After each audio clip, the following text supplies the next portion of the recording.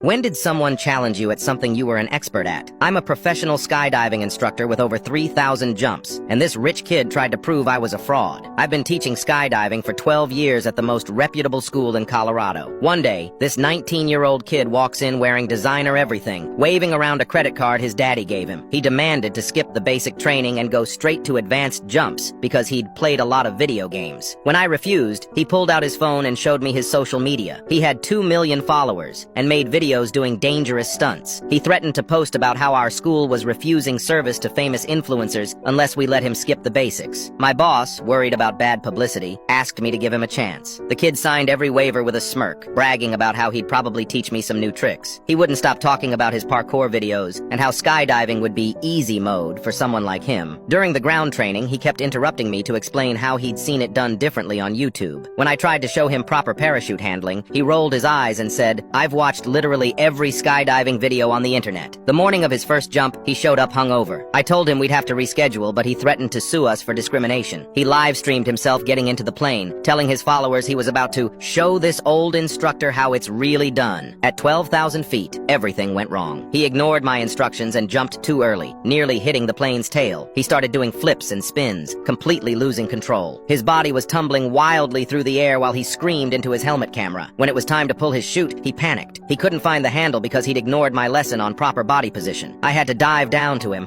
dodging his flailing limbs, and pull his emergency chute myself with just seconds to spare. His main chute tangled because of his bad body position. He started spinning violently toward the ground. I could hear him crying through the radio as I shouted emergency instructions. He was dropping too fast, heading straight for the trees instead of the landing zone. I landed first and sprinted toward where he was falling. He hit the top of a pine tree at high speed. The impact was so hard it shattered 3 branches. His expensive camera flew off his helmet and exploded against a rock. When we got him down, he was shaking uncontrollably. His designer jumpsuit was shredded, and he'd lost control of his bladder from fear. The paramedics said he was lucky, just a broken arm and a concussion. If I hadn't pulled his emergency chute, we'd be having a very different conversation. 2 days later, he posted a heavily edited video claiming our equipment was faulty and I was incompetent. His millions of followers started flooding our social media with hate comments. Our booking numbers dropped by 60%. Then something unexpected happened. Other skydivers who'd seen the incident started posting the actual footage. His helmet camera had been live streaming the whole time, showing him ignoring safety instructions and me saving his life. His followers turned against him. People started sharing their own stories about his faked stunts and dangerous influence on young fans. 3 different skydiving schools came forward with similar stories about him trying to skip training. The final blow came when his father showed up at our school. Instead of threatening us with lawyers, he handed me a check for $50,000. "For saving my idiot son's life," he said. He'd canceled his son's credit cards and social media accounts after seeing the real footage.